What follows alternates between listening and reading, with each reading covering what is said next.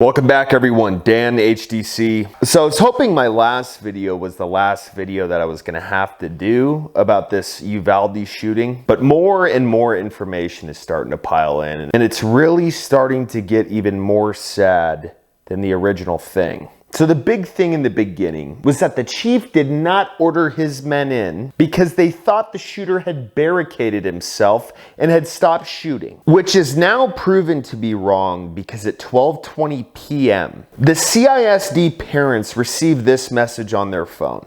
As the scene commander believed they were in a standoff with the shooter, parents of children at Robb Elementary and the district's other campuses received a far different message. Uvalde Consolidated Independent School District campuses received the following message on their phones. Uvalde CISD parents, there is an active shooter at Robb Elementary.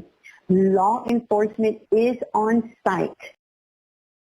There is an active shooter at Robb Elementary. Law enforcement is on site.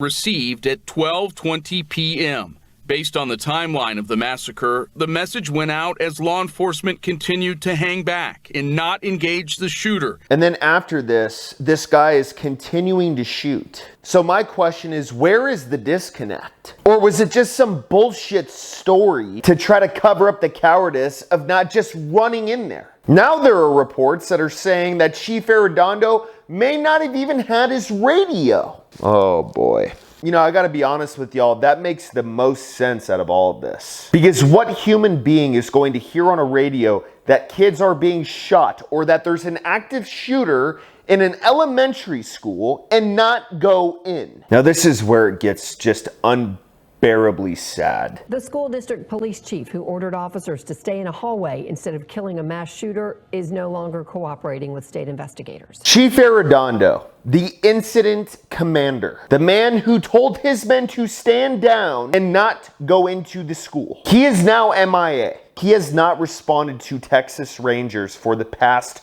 2 days. Tuesday of last week, and now this week we learned that he has stopped cooperating with the Texas Rangers. They say he is MIA for any kind of interviews as they continue their investigation into... Let me just show you the people that you're keeping answers from. I don't know what to do, man.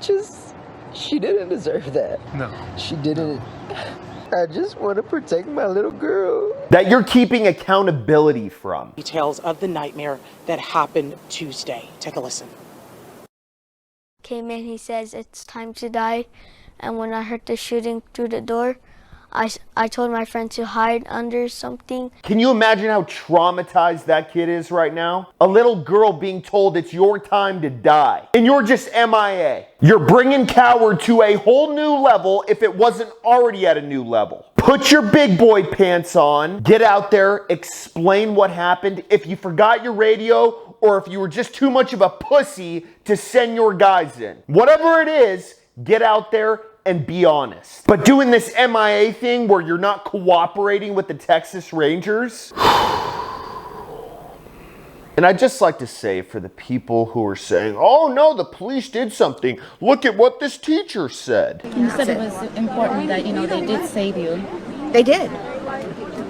And they're saying, oh, they weren't in there for 40 minutes. They were in there. Some distraught teachers just talking out of her ass, and all of a sudden we're taking that as truth? Oh man, we better get our shit together, because there are families out there in Uvalde without their little boy or girl. And this whole thing is a clown show. It's not about our Second Amendment. Second Amendment's not absolute. When it was passed, you couldn't own a... Stop trying to fuck with it. It's about a man who is paid by taxpayers to do a job who royally fucked up. That's it.